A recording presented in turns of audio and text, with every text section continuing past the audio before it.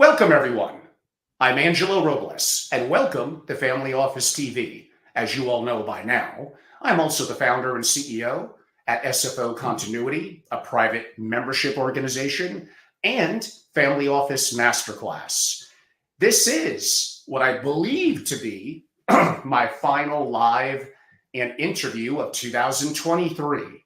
And we have a special guest on who I haven't interviewed in many a year, back in my old podcasting format, probably back around 2018, maybe 2019 was the last time. The subject, Silicon Valley Chief People Officer shares insights into becoming a top tier family office. It features Lyn Christensen. I would like to give you all a little bit of context because Lyn has a pretty incredible background. I know it's normally not something I do often, but I think this helps to give context to today's discussion. Lyn is unique in her operational behavior and people operations professional who has helped grow and develop top technology companies and family offices. Her focus has been on high growth startups and has been a trusted advisor to CEOs and executive teams that lead talent acquisition, coaching, training, mergers and integrations, cultural building, strategy, and change management. Lyn's career took off early thanks to her ability to gain trust among entrepreneurs and executive teams. She met someone you might have heard, Elon Musk, shortly after he was raising funding for his first startup, which was Zip2, and that led through a successful acquisition by Compaq. Elon then asked her to join his next venture, X.com, which later merged with PayPal and led to an IPO and acquisition by eBay. Most recently, Lyn has been an entrepreneur as well as an advisor on two top family offices. She is currently the co-founder and CFO, COO at Reimagine Wellness. Lyn, it's been too long. Welcome to the show. Thank you. And everyone, pardon me, that probably wasn't my best read of all time. I haven't done as much of these in the last month as I've been, as many of you know, traveling to Europe. A lot of that content will be released in first and second week of January. And my room is a little darker than it normally is. It actually looks cooler, I think, on video, but not as good for my eyes in terms of reading. Well, I think you're best when you're just speaking from the heart anyway. So reading is hard for anybody. Exactly. Well, let's get started. People are not necessarily the most important asset. The right people are, courtesy, of course, to Jim Collins of Good to Great and Built to Last. The best and worst part, I would say, of any family office, depending on what you make of it, is going to be your people. So I'd like to talk a little bit foundationally about the importance of my big three in order are people definitively number one in today's world, followed by technology two, and systems, and then probably ideas. The only catch is systems and ideas are basically a people created. It's a byproduct of people. So this really all comes down to the people in your family office are going to be the biggest determinant to its success. Am I right? Or where am I wrong? Well, I mean, I think that's true with almost any company. It's to a greater degree in a service organization or a highly skilled organization where people and their decision making have such a huge impact. And I think the smaller the organization, the more critical the people are, because every single person has a huge disproportionate impact. So most family offices are on the smaller side relative to a public company or something. So it's even more important. But what I find is they want to shortcut the hiring process. For whatever reason, it's just something that isn't a priority. And I feel that they have to, I've seen a lot of people learn through mishires or the wrong hires. Oh, that never happens in a family office. And it's just shocking in that they usually sold a business or were a major equity holder Right. in a company, a tech startup, or maybe a GP in a fund or venture capital, whatever it may be. Today's world is certainly different. And now their business effectively is their legacy, their wealth, their resources whatever, hundreds of millions to often billions or decabillions, and it doesn't quite get that level of attention that perhaps their initiation into their entrepreneurial endeavor did. It drives me crazy, but it appears to be, unfortunately, a common trait among many. Yeah. And if I could say, I just thought of something else that differentiates is family offices tend to keep employees much longer. And I'm not saying that's wrong, but for example, in the tech world, everything is bottom line driven. And so you'll see a lot of reorgs. When things aren't exactly working, they reorg, they shift people. And I see family offices are quite reluctant to do that. And I think sometimes that is to their detriment, that they keep people on who've outgrown the organization or the needs of the family. I've seen a lot of times they will move someone into another role to retain them, and it's not ideal. So each situation is unique, but I've seen that run into some challenges also. 100%. I'm going to mention another company that Elon did not start, but he's definitely the driving force and the figurehead and how it relates to employees and hiring, and that would be Tesla. Candidates, and I'm reading a little bit, that thought they were generally aligned with Tesla's mission. So now this is going to go to how we're going to kind of correlate Tesla's mission and the family office mission. And you would know better than me. They often had MBAs applying for entry-level positions, not for the salary or the greatness of the job, but to kind of get their foot in the door. And in reading and learning a little bit about the history and culture of Tesla, which I think would relate a little bit back to Elon, there was a 1-year minimum in the job before promotions of internally at Tesla. And I think the general consensus early on, by hiring those people in arguably they were overqualified for, they were generally unhappy weeks into the job. So they stopped hiring from that perspective. How that could correlate to a family office is, how do you weed out, not hire competent people, but they're not a good fit?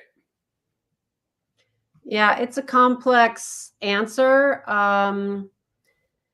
I usually try to find out people's motivations, dig deeper, not just your standard questions like why do they want to be in a family office. I have some I have some stories, but I really go to, I don't think anyone, and Google's done a lot of studies on this, you can't really gauge very well in an interview. So I think you have to use multiple points of validation. You need to check references. You need to talk to people that have worked with them. You need to look, if you can get a referral from a trusted person, that's your highest probability of success.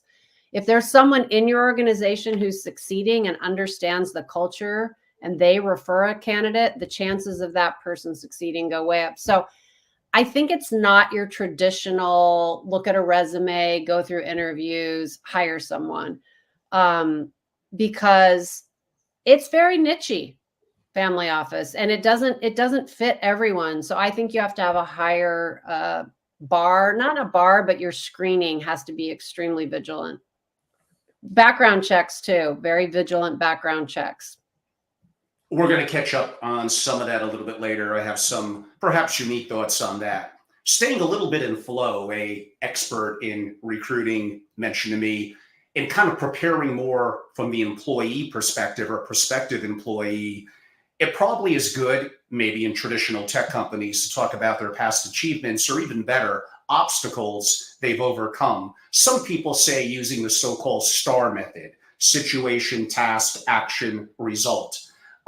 Switching the role a little bit to now advising a qualified potential employee, how would you help them or recommend that they stand out among a sea of many qualified candidates? Yeah, that's interesting. Someone just asked me this who was applying for a family office role, and he was on the more junior side. And so my advice to him was to talk about the breadth of experience, different experiences he'd had, which showed his flexibility and his ability to adapt. Because I do think that's a big need in family office, to wear a bunch of different hats and really be a problem solver. It's not one job that prepares you for that. So I think I said, look, talk. He goes, well, I don't have that much experience. I said, well, talk about all the different summer jobs you had when you worked for your uncle on the vineyard, every different thing you've done and how that shaped you.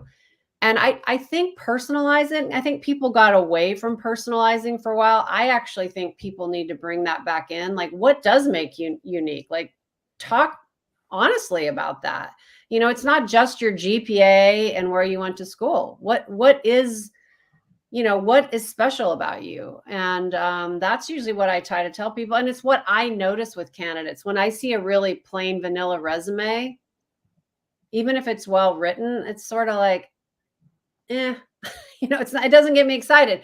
When I see someone that puts something a little different, there's like a little spark in their resume, it gets my attention.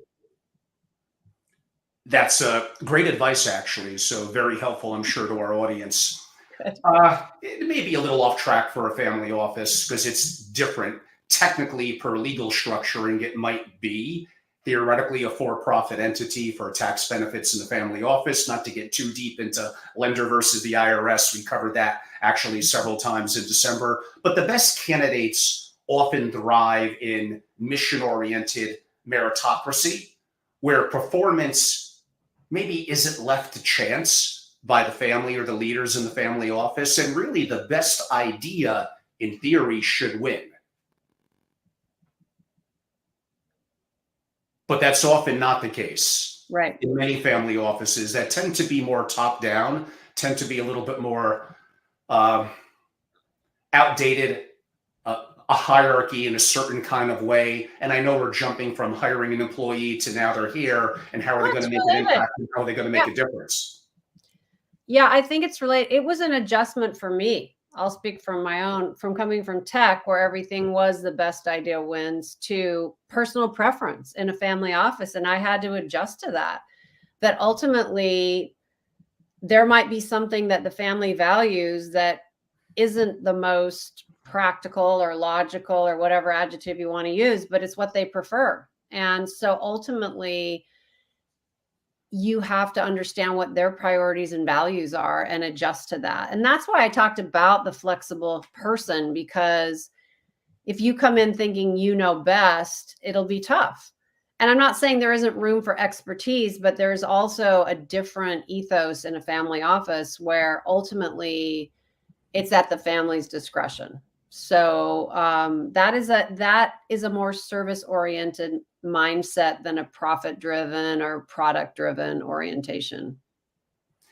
Oh, an internal HR person for one of the most successful hedge fund managers ever here closer to my backyard also worked on multiple times building out the family office for the principal, and did mention there's a learning process in terms of kind of what you just said now and what you said before, and that it's not always the most qualified person or the best on their competency that's going to be the best fit. Emphasis on the word the best fit in a single family office that is unique, that is generally small, commonly under 10 employees. Like you said, one person does make an impact. Do they add to the culture? Are they buying into the concept of what the goals are within the family? Or are they really, really, really smart, very competent, but difficult? And therefore, they're making it difficult for the others in a small office that can't hide from them. How do you weed out, for lack of a better word, someone who, wow, look at this resume. They're actually really competent, but I'm interviewing them and I'm just not feeling it as a good fit for this office. Yeah.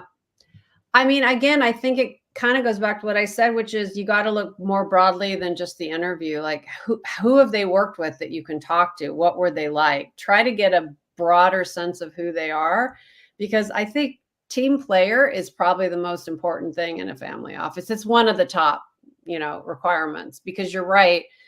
Someone who's really competent, but likes to be an individual contributor and not collaborate, that's tough. So you've got to figure out, I think a lot of the other thing, family offices don't always define their culture or their values. And I think that should be a starting point. If you can define your values, you can look for that in candidates. If you're not exactly sure what they are, it's harder to identify. 100%. And again, I always talk about the buck stops effectively with the family. Well, my family office, it's not really that good. Well, I don't know. You've been created it. It's been running it for 4 years. Of course, you could blame the leadership and the people inside it, but how about you? Like, Right. are you holding it to a certain standard? What are the expectations? Are the goals clearly identified? And what's the tracking mechanism in terms of accomplishing what you want to accomplish with being hands-on in the family office? The majority of family offices, things we'll get into a little bit later, are really not that great relative to a benchmark, which is very hard to do in a family office. And unfortunately, the majority don't really last past the wealth creator and commonly don't even last 10 or 15 years. Let's dive a little bit, and this all ties in into whether you're creating from scratch or perhaps even more complicated, onboarding into an existing family office. So you have a candidate that you believe is competent, is going to be a good fit, is not just going to meld into the culture, but hopefully be additive and be a value to it as well. So they're competent, they're well compensated. So in theory, they're motivated, but none of that, even if they're actually a good fit with the others, none of that is any sort of guarantee that if they're not onboarded properly, that they're going to be successful. And I know a family office is different than a tech company, a hedge fund, etc. But there are rigorous institutional principles that do, no matter what family offices tell us, that do cross over. They need, in my opinion, they need a 30-day, a 90-day, a 6-month, and a 1-year plan. Do you believe that? And how do you help to create and monitor that? Yeah, it's really about who manages them. I mean, one thing I see in family office is not clear, like maybe let's just say I know one small family office, it's about 10 people, like you were mentioning. There's a COO, and that's the only manager. Everyone else is doing the job they were hired for, not a management role. That's a very big job to manage 9 people. And she doesn't have a lot of time, and it doesn't work that well as far as having, goals and having time. I shouldn't say it doesn't work well. She's doing a phenomenal job, but I just see the strain on the system. And I think sometimes they look at that as overhead, but I think you've really got to have the bandwidth to have a good handbook, have good documentation. This goes to your systems, have some systems that work for people.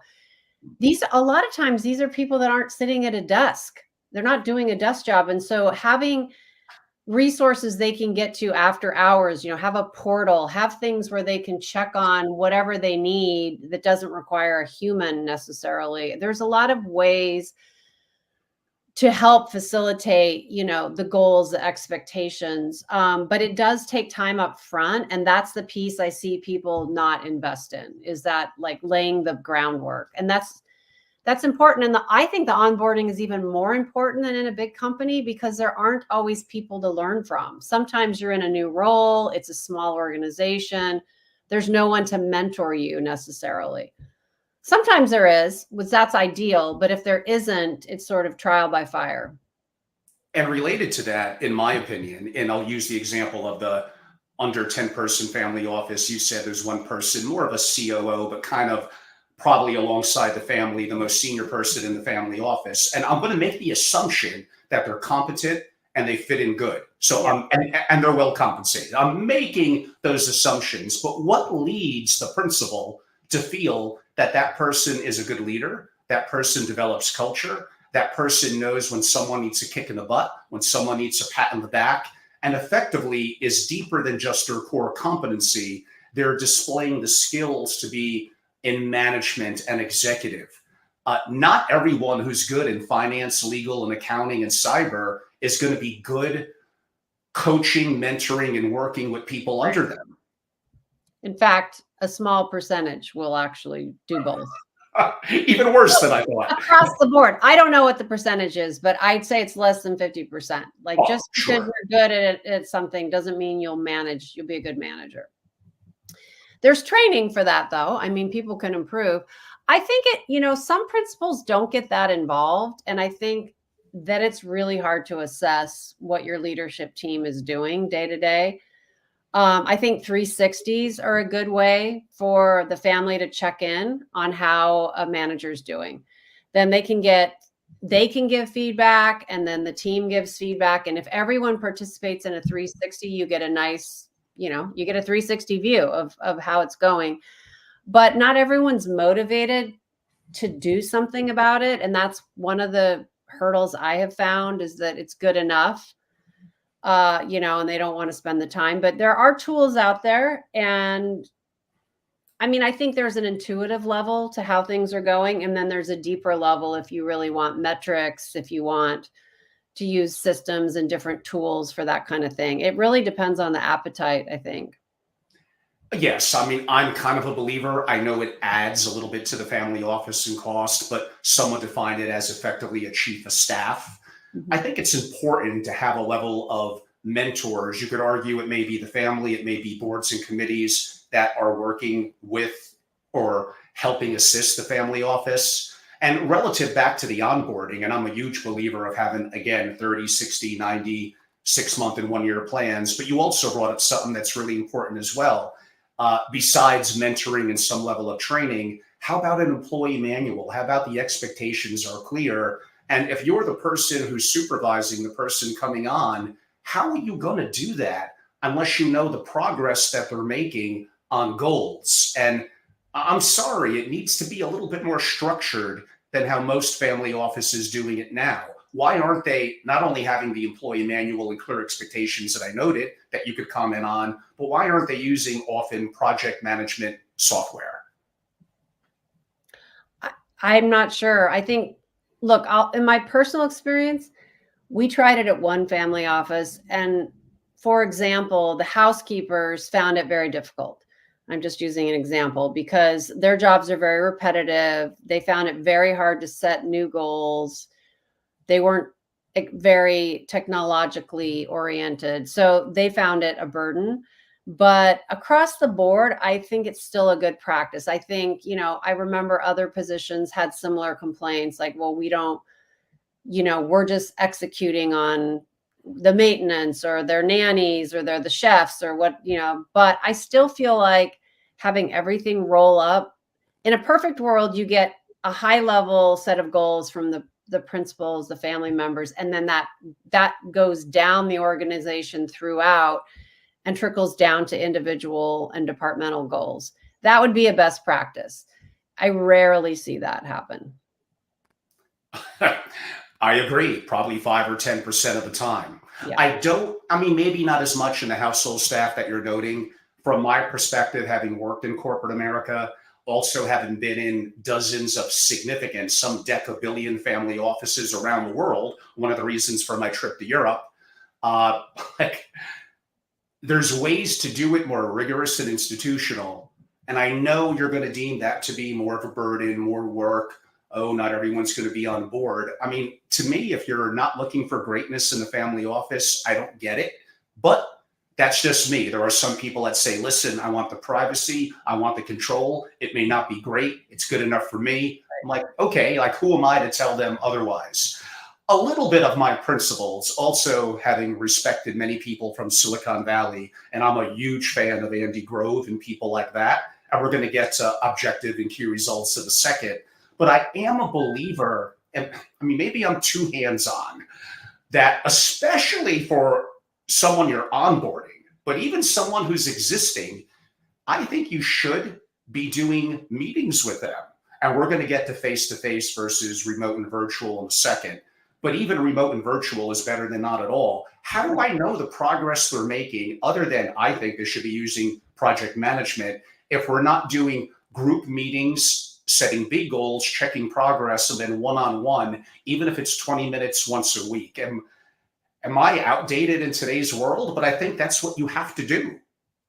Yeah. I mean, unless it's so small that you can really tell just by looking around because it's such a small team. I think a lot of investment groups do a good job of measuring and tracking. I think, some of the accounting teams. I think when it gets into some of the other departments is where I see it drop off. But no, it's very hard to tell what people are doing. You get a little snippet here and there, and the bigger it gets, the harder it is to have a handle on that. And um, there are tools out there. I like the project management tools. It keeps Mhm. everybody rowing together, and knowing what their deliverables are. In my opinion, again, you need to be hands-on. You can't settle for average, and I wouldn't even settle for good. I could argue good's the enemy of great. And I know it's hard to benchmark. Family offices are unique and different. We'll get to a little bit of that shortly. And I know the industry and especially the executives get mad at me when I talk like this. I don't mean to be over the top. I actually want you to be excellent. And I actually think you could be. Things we're going to get to in a second. Here's one where I've gone a little back and forth on, and coming back from Europe, literally, with no exaggeration, meeting 5 families that go back between 500 and over 1,000 years. I might have learned a little bit, a thing or two about governance on this trip, and I thought I was pretty fluid in it already. But I've gone back and forth. The greatest threat to the family is the family. Henceforth, why do most family offices not have at least one person or a focus on the family?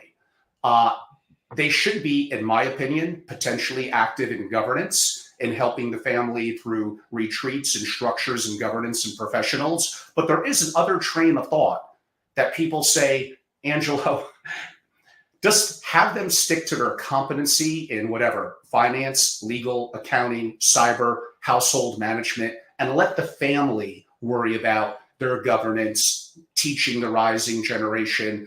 I could make a point for either or, but I don't know. Again, maybe I'm a really hands-on kind of person. I do think the family office in most circumstances should maybe have a chief learning officer, should be more hands-on with the family, helping to assure their family continuity. I see that as a personal preference. I tend to prefer what you're saying, unless a family is really engaged. What I see happen sometimes is they want to be engaged, but they don't do it to the level that's needed, and so therefore it gets harder. But I have seen families do it well, especially next gen stuff. Some of them are really engaged with that. And if they are, then they can fulfill some of those roles. But if they don't have that inside the family, they should look to make sure they have all those things covered. Even if it's a one person who has as part of their job, maybe it's not a dedicated position, but maybe it's someone who can add that into their, like the governance and the next gen and the whatever the other needs they have. And you can also use outside resources. You can have the hybrid where you've got dedicated, you don't need them to be full time, but you have a dedicated external resource who has an expertise in one of these areas. That's another, I've seen that work really well if you can find the right person.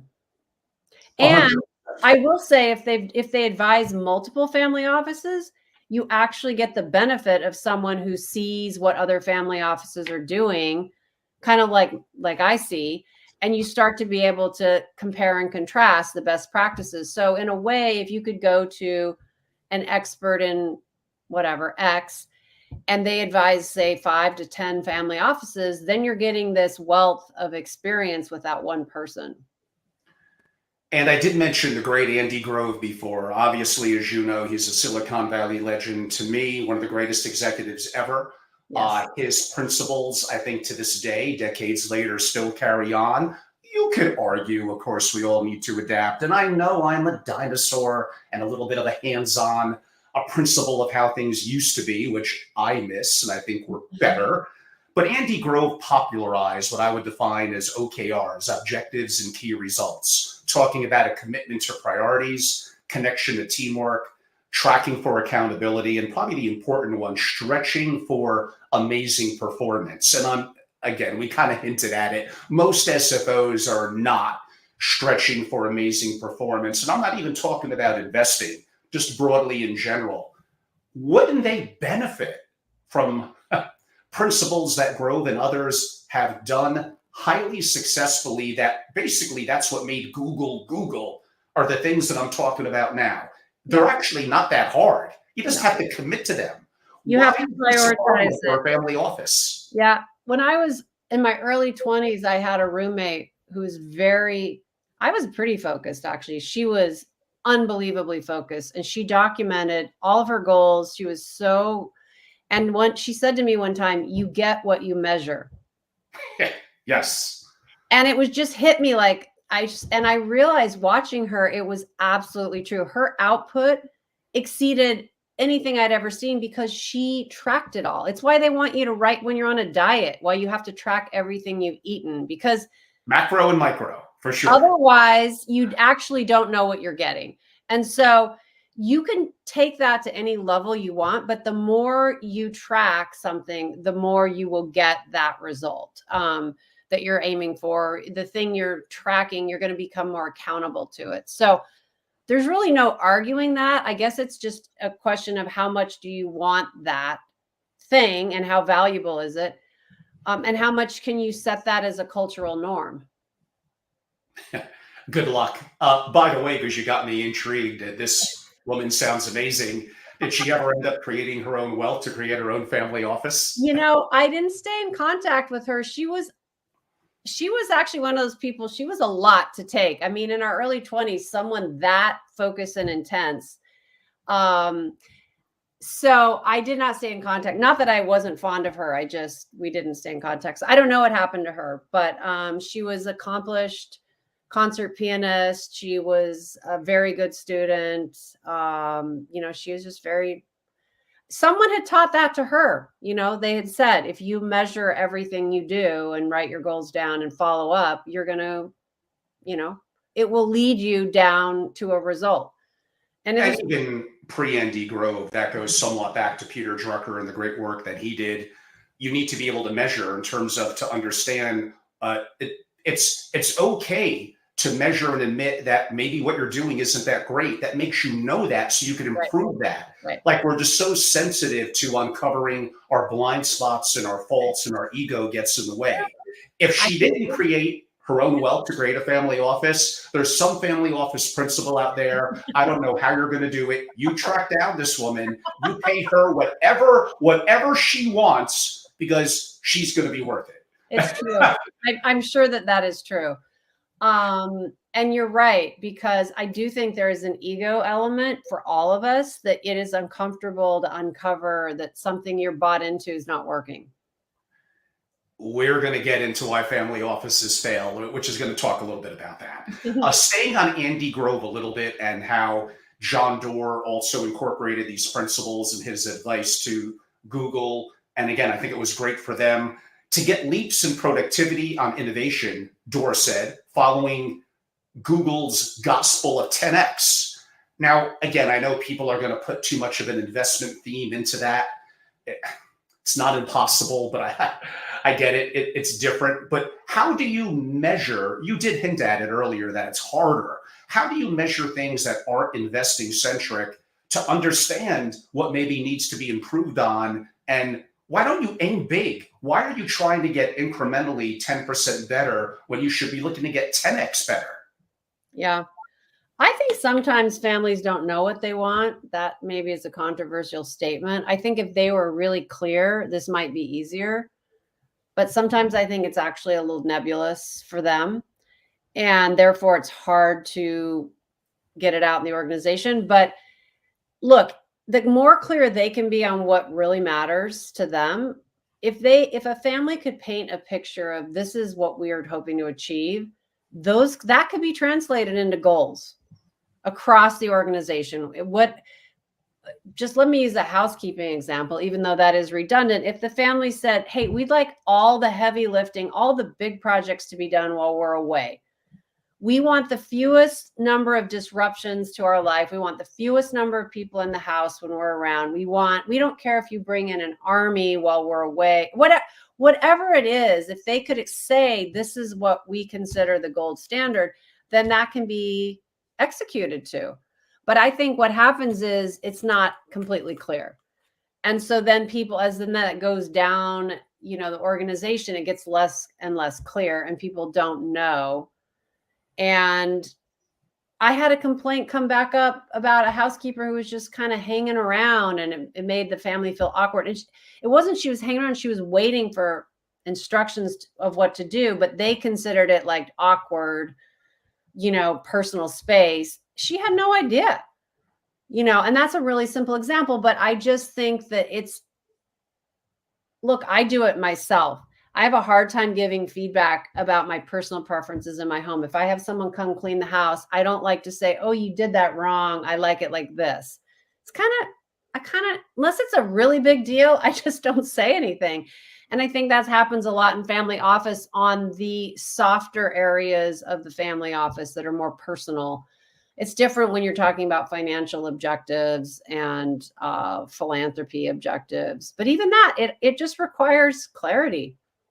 The more clear that they can, that is what I end up advising on, is the more clear you can get about what your objectives are, the easier the organization will have in operating towards that.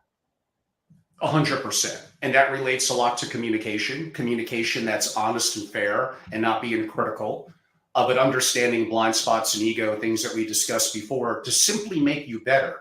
Like if I'm the principal, I want to pay you the maximum amount of money to make you a top level executive or employee compared to your peers. I only ask for greatness. And I think the principles of how to become great, okay, I'm jumping ahead a little bit. I did mention before that benchmarking in a family office is ever so hard.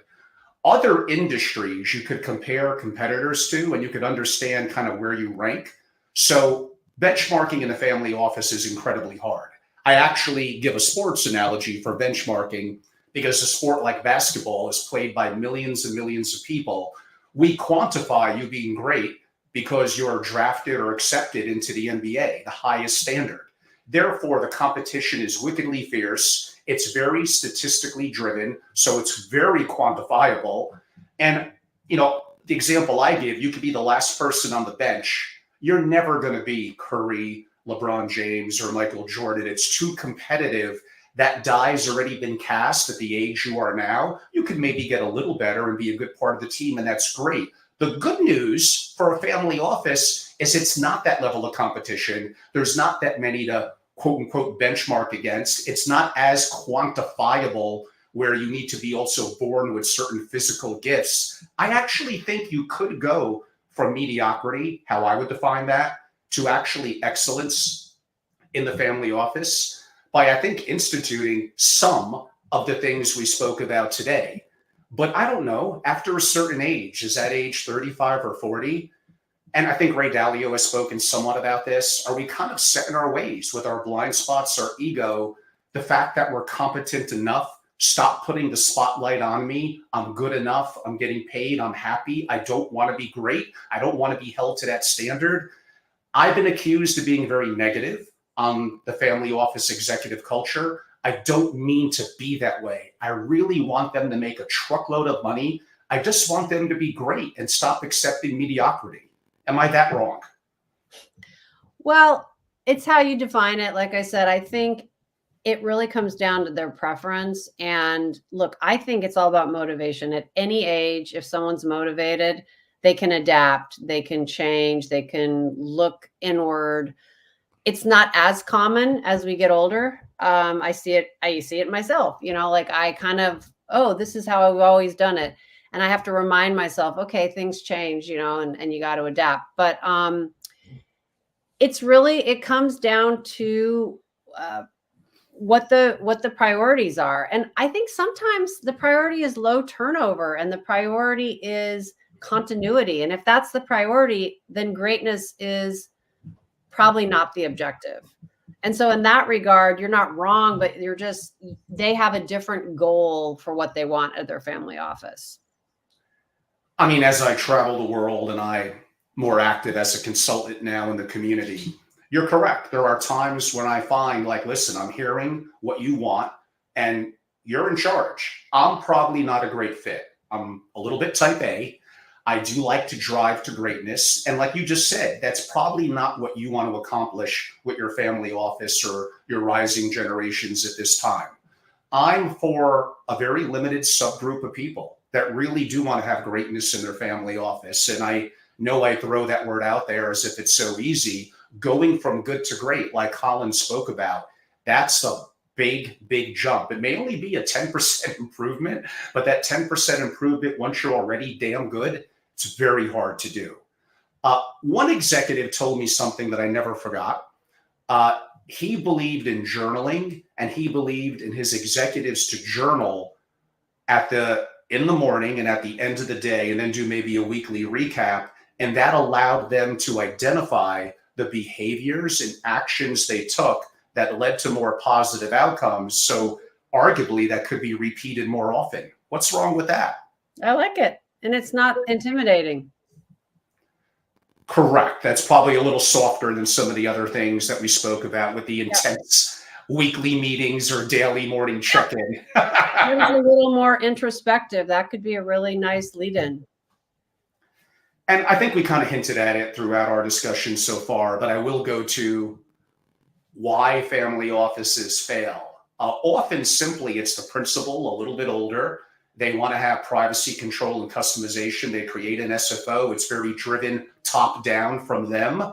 They now get older. They lose some level of interest. They get perhaps disabled, or no one lives forever. And the rising generation doesn't feel engaged, doesn't feel the family office is listening to them actively, and maybe has more diversity in terms of the age ranges in their family office. And it just kind of fizzles out. That may be 7 years, it may be 10 years, it may be 15 years, but that is common. Now, I could go deeper into a lack of expectations, a lack of goals, some of the issues we spoke about in terms of a lack of greatness and excellence, compensation issues, blind spots, ego. Why, in your opinion, do most family offices, how I define it, which may be a little conservative, kind of inevitably fail? I actually haven't seen a lot fail, but I've also been on the early end of most of the tech family offices. But I have seen some what you're describing, and what I've seen is the patriarch or the initial wealth creator sets it up, hires their people, and that their people go through life with that principal, and then the next gen is not connected to those people. They're peers of the principal. The next gen is much younger. They're like, those are my dad's people, they don't get me. And that creates a chasm of some kind. And then the younger gen wants some kind of change, and so they either, it's all different kinds of changes, but they want to be seen for who they are. And so maybe it doesn't derail the family office, but there's some major change that happens where they want to bring in people that they feel are listening to them. A little bit back into the hiring situation. And again, I may be thinking more classically in big tech and hedge funds and all that, but to me, this still applies in the family office. Successful people are often self-motivated. They make it their business to be competent, to be great, and know their jobs and then some inside and out. How do you screen for that when you're potentially looking to build or restructure a family office? Or is that kind of not that important to often most principals? They just want, again, here's the task at hand, just do it and we're good. It just varies so much. It's hard to give one answer to that. I think it matters to some people, and if it matters, they need to be more vigilant. And if it's more of a task driven, then maybe I think a lot of people that are just task driven, they could outsource this stuff. If you don't need a trusted inside person, go get the best tested, resource that's a contract basis. It's probably safer. You can make changes more easily.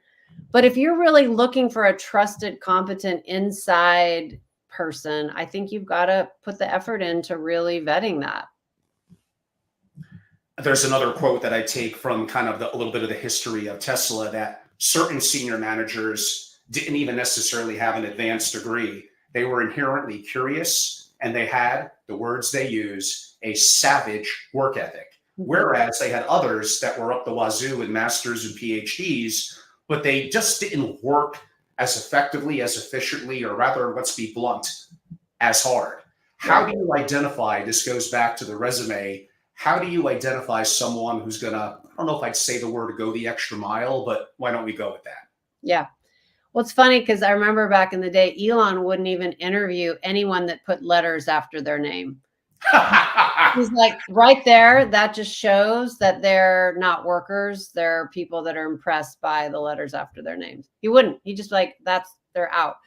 So like, it's just funny because I kind of have that bias from Silicon Valley that anyone who puts Esquire or CPA or whatever is not a startup person. You know, to me, it just screams like I'm very big company, check the box kind of person. So I want to be called doctor as a PhD. Yeah, exactly. No offense, PhDs. Well, it's kind of a West Coast versus East Coast thing too, but I'm just using that as an example. So it doesn't surprise me that he would hire people that didn't have any degree because he didn't really care. It's really about their, their work ethic. So I think that comes out in interviews if you were asked the right questions. Again, I always try to find someone that they've worked with to talk to and find out what they're really like. Some people interview really well. I try to find out what they're really about. There was one candidate for a family office that I argued vehemently against hiring. They hired him. And I raised the reasons. And it turns out my concerns were all validated after the person started. And he just wanted to join for like status reasons and had no interest in working. And I had these concerns, but he was so charming and he interviewed so well that everyone really liked him. So I tend to be a little more skeptical on like really just falling for someone in an interview. I have no chance, Lyn. I'm a charming guy. That's all I have. I'm not that competent. Speaking of that, Funny psychology test. So of course there's Myers-Briggs, there's others. I'm assuming it's to weed out to some degree, let's be blunt, people with psychopathic tendencies or narcissists. Now, no offense, certain psychopaths and narcissists, there are certain positions and probably evolutionary biology, I would say certain military positions that may be an advantage. And rather bluntly, in sales, probably having a little bit of narcissism, depending on which variation and type, a great belief in yourself, that's probably not quite as warranted. It's not necessarily a negative per se, but in a small family office, a small cultural environment, I think both of those could be very, very bad. Mm-hmm. I don't know that those tests can really show those things, but it kind of it can show extremes. And when Compaq acquired that first company that I worked with Elon, I had to go through a big test and it was an all day thing, maybe 10 hours. It was a lot. And they put every vice president through it. And I remember the results, they wrote a whole report and it was super interesting because they would say something like, this individual will do best with a nurturing manager, for example. And this individual will do best with a really straightforward, goal-oriented manager. You know, they had different things that would come out as recommendations for the workplace. I found that very interesting. I actually haven't gone back and used it since. It was a very big company, but I found the practical advice that came out of their testing really helpful. So I do think there's something to it. If you're not skilled in using or interpreting it, I think you can get yourself into trouble. Like if you just give someone a Myers-Briggs and you decide to interpret it, I think you're kind of stepping into some unknown territory. And let's talk a little bit about HR. So I will start, Lyn, by asking, did you ever watch or were a fan of the very well-known TV show, The Office?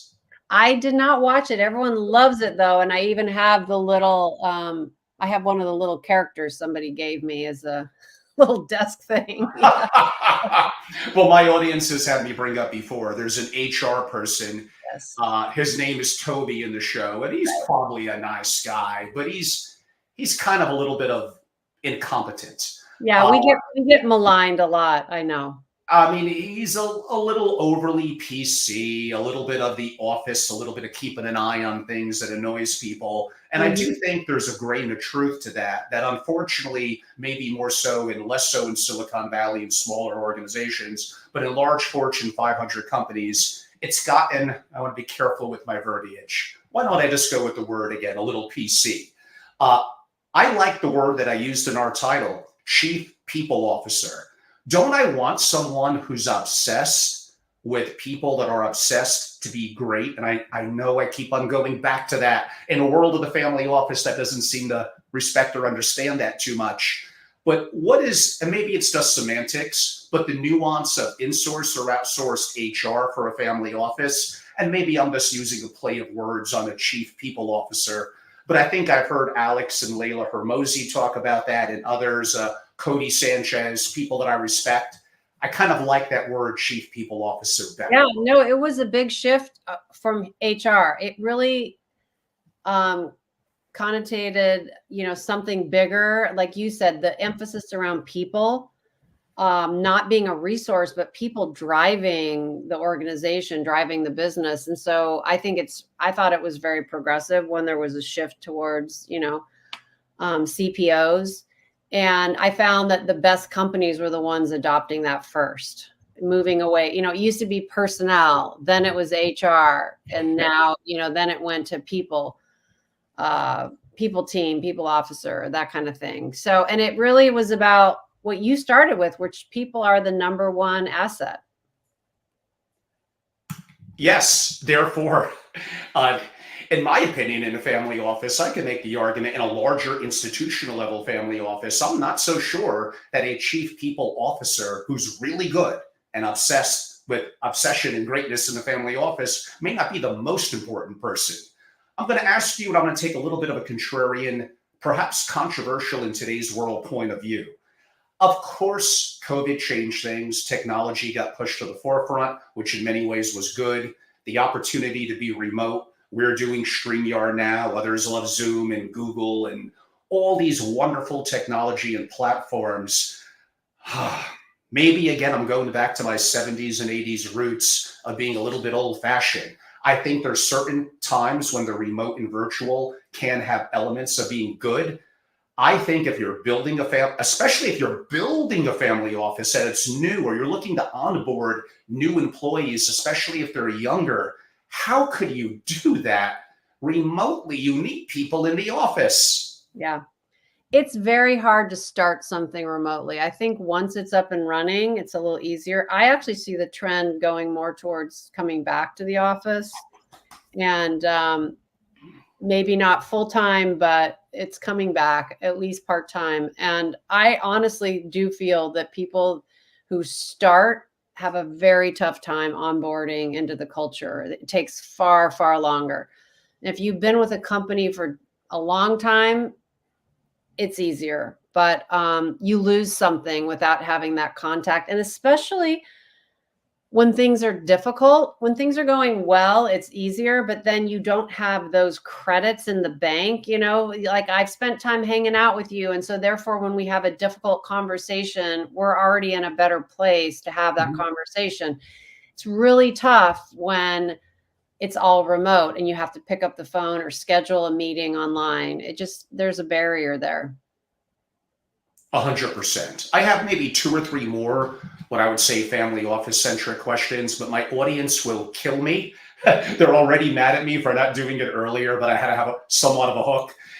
We mentioned it once or twice, and I mentioned it in the bio. You have the incredible experience of working early on when Elon was relatively a young entrepreneur, and you had a rather senior position talking about kind of the chief people officer of the importance of people onboarding into his company. We don't need to know secrets. And you hinted at one. He doesn't like letters at the end of their name in a resume. What principles or lessons that you might have learned from Elon, even as a younger entrepreneur, but as you watched him from afar now, creating multiple multi-billion-dollar companies, truly amazing, Yeah. that what a family office could learn from either entrepreneurial spirit or maybe more importantly, employees and hiring, besides what you said about being a little careful on the letters at the end of a name and a resume? And I don't know if that's still true, but back in the day, that was one of his things. It's funny. I still work with a colleague that we worked with Elon back in the day, and Elon actually asked me to join Tesla as well, and I turned that one down. But The stock options, Lyn. I know. It's okay. But I knew he was exceptional. I mean, I met him when he was in his maybe early 20s, and I'm a few years older than he is, but we were peers, and I knew he was exceptional, but I just didn't know he would accomplish everything that he said he was going to. He even back in his 20s, he was talking about dying on Mars. And so all this stuff that's come out, it's no surprise to me. He said all of this. This is not new.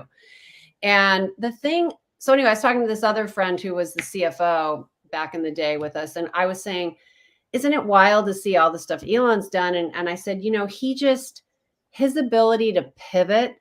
Well, first of all, his belief in himself, and I don't mean that in a strictly egotistical way. He just didn't look at obstacles the way most humans do. He was so laser focused without questioning his objectives, which most people have more doubt, and he just didn't. He always doubled down. He always believed in himself. He never thought someone else was going to do it better. And again, not in this huge ego way. It's hard to explain. He just had this way of thinking. And anyway, his ability to pivot, he would just try things. And if it didn't work, he constantly pivoted. And I hear so many people, they're like, oh, I'm a startup person. I like small companies. I think that's the exception. I rarely find people that are actually as flexible as they say they are, or willing to roll up their sleeves. And Elon could just sense that in people, and he would just gravitate to greatness. I mean, he could just see it, and it was just so interesting to watch how quickly he picked up on things and adjusted. And I just think most people don't. They set a course and they're bought in and they stay on that course. And there were so many times that we could have gone under, things could have gone sideways, and he would never give up the ship. He would just flip it in a way that would then turn into something else. It was incredible. I mean, it's probably a rumor because it does sound great, but I think he netted probably around 100 million from PayPal. Yeah. And I believe the story is 7 years later. So in theory, he had the 100 million that he probably also. I think it was 200 and something million because then the story is even more amazing because the story basically is, and you don't have to comment, is even 7 years later, he actually was relatively in some financial struggles. Oh, he went to almost zero in 2008. Yeah. I'm still in very close contact with him then, and he was about to go to zero, and he was still doubling down because he was doing SpaceX and Tesla was in such a dark period, and he was putting so much money into SpaceX before they were funded, and he was down to fumes, but he would always put his own money in, raise his own money. He never doubted that was going to come through. And most people can't do that. They just don't have what it takes to take those risks. I want the audience to think about this for a second. Possibly, depending on the level of leverage and debt, he might have even had a negative net worth, meaning he's walking down the street and there's a homeless person who has no negative net worth. In theory, Elon's in a worse financial situation than that person. It's just crazy. The amount of people that have become incredibly successful entrepreneurs, billionaires, decabillionaires, hundreds of billions in Elon's case, it's amazing how calm, if that's the right word, they are under tremendous pressure and how they could sleep at night knowing they may be a massive amount of money in debt, yet they have the confidence, the competence to be able to know they're going to get out of it. I'm sure some don't and it fails, so those don't make great stories. I get it. But that's an amazing story about Elon. Right. No, that's the trait that you can't really, I think you're born with that or you're not. I don't know that you can develop that, but that was the unique aspect of him. A superpower. For sure. It was for sure. And he in his 20s, definitely other people that age did not get him. He was very different in that way because he was so, he wasn't about like having fun and kicking back. He was very focused.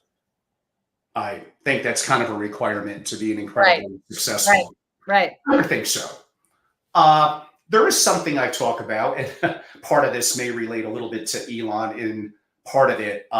And I wouldn't say it's woo-woo, but it's a little out there for the family office world. And pardon me, I know I'm on conservative Greenwich, Connecticut, East Coast, a little bit of Wyoming, but I have a little bit of West Coast kind of in me somewhere.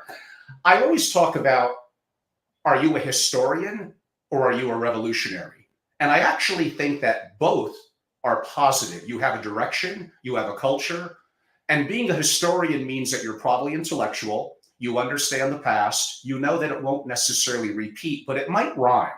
So having the opportunity of respecting what came before you, and I mentioned people like Andy Grove, I mentioned John Doerr, I could go back to the 1800s with the legendary military and governmental and entrepreneurial figures and scientists. I respect being a historian. But if you're only a historian, if you only look at the past for answers moving forward, sadly, there's a role for you. But I think it may be a little bit more limiting. I think you probably need to be partially a historian, but partially a revolutionary. And I know that sounds crazy for the family office world. So maybe we'll put it 90% historian, 10% revolutionary. Mhm. But I think you need to be able to somewhat see around corners for threats and for opportunities.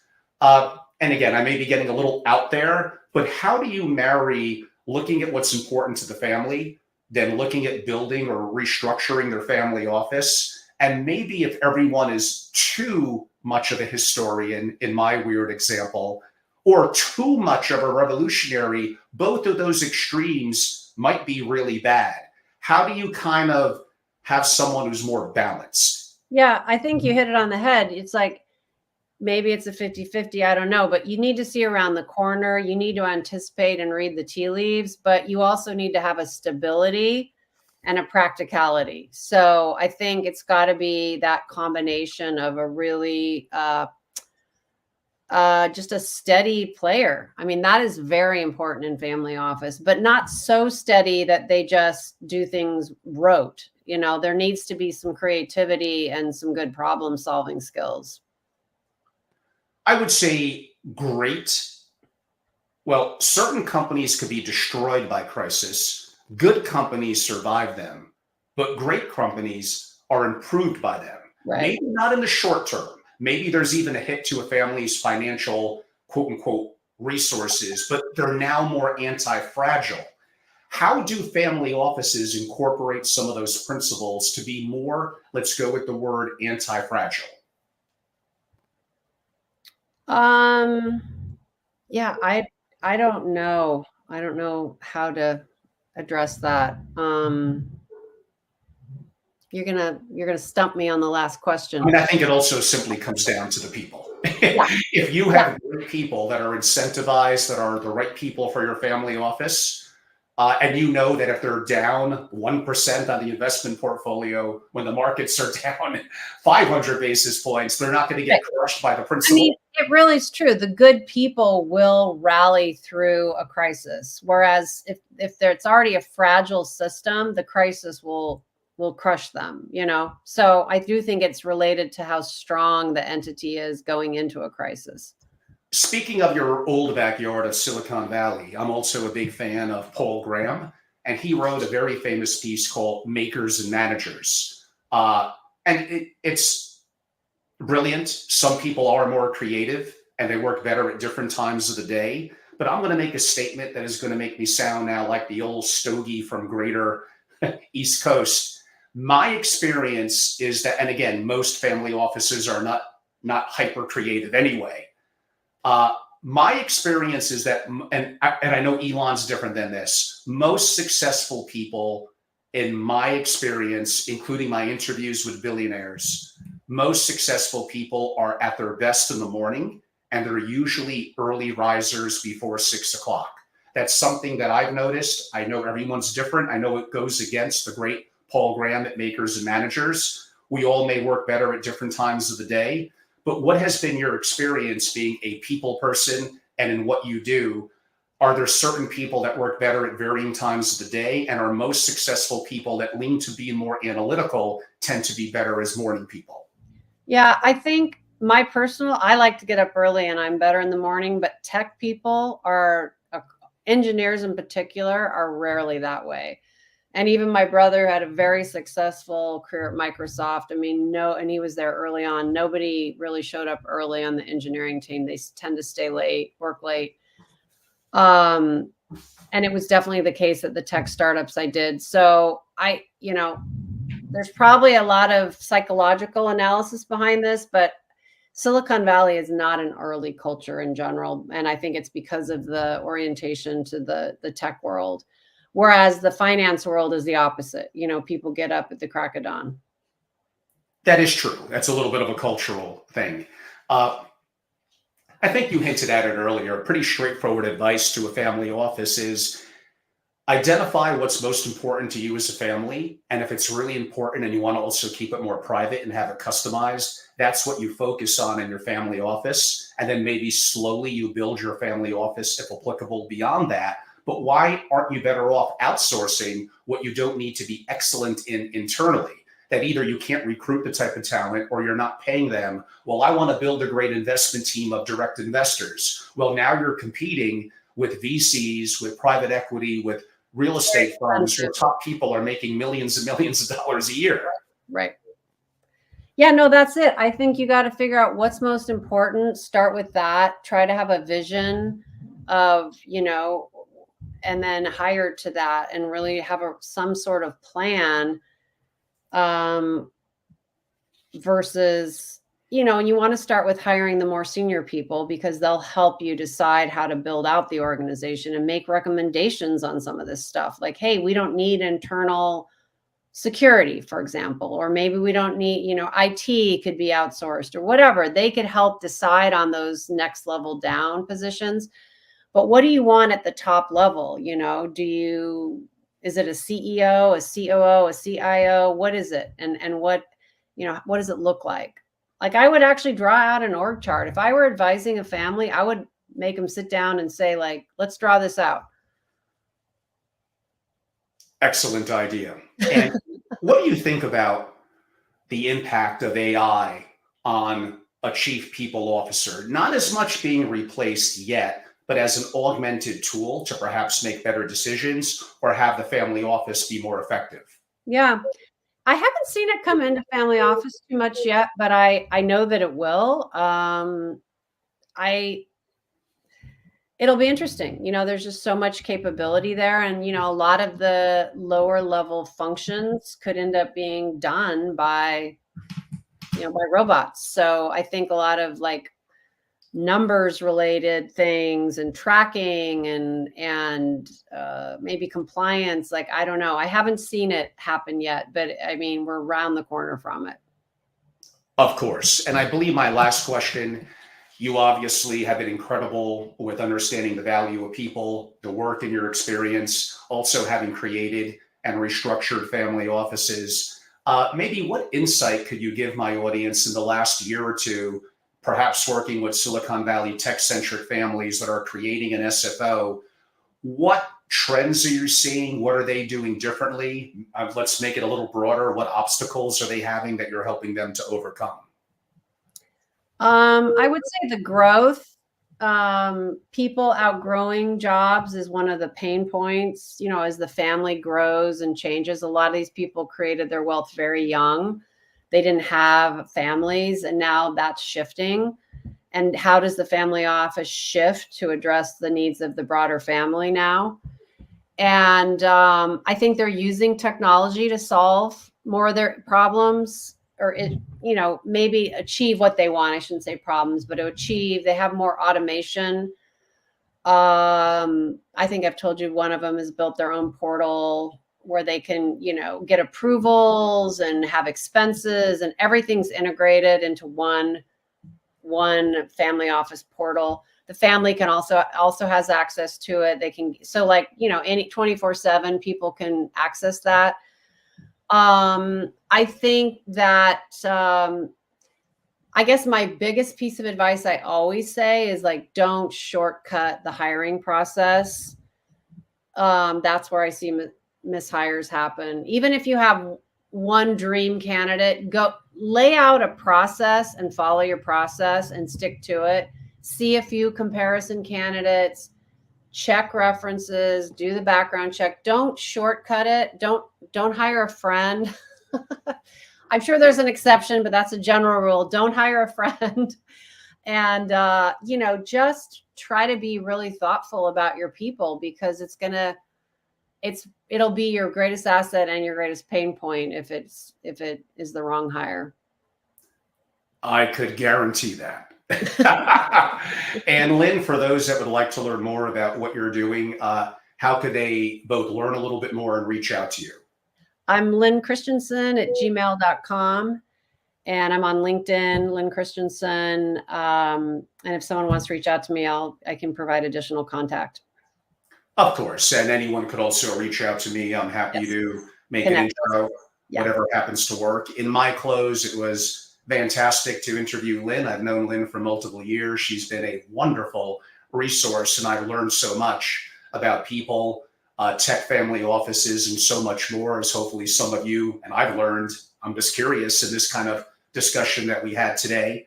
Again, many of you know me for many a year, being the founder and longtime CEO at Family Office Association. I sold my interest earlier this year, but you may be hearing this after the first.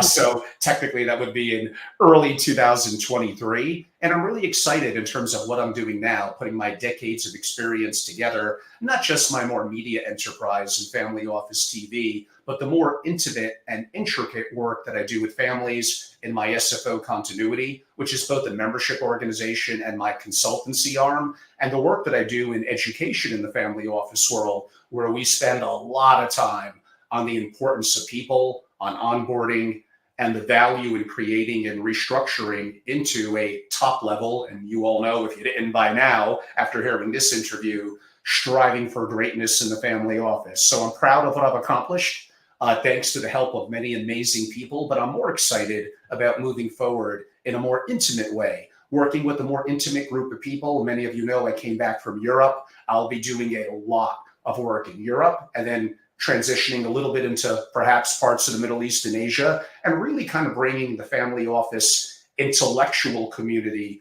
of best practices together and sharing. And that really is my love and what I love to do. And as we talked about today, I think it's undeniable until AI is at a very different level, which I hope is many decades away, but maybe sooner than I think. People are the most important asset by far and determinant of success within a family office. You have to do it right. If you're concerned about missing out on results, on access, then yes, becoming part of what I'm doing and reaching out, I think is an important part towards that. And wonderful people in what I call kind of my dream team and people that I know, including like Lyn, and I highly encourage you to reach out. I'm also happy to make an intro.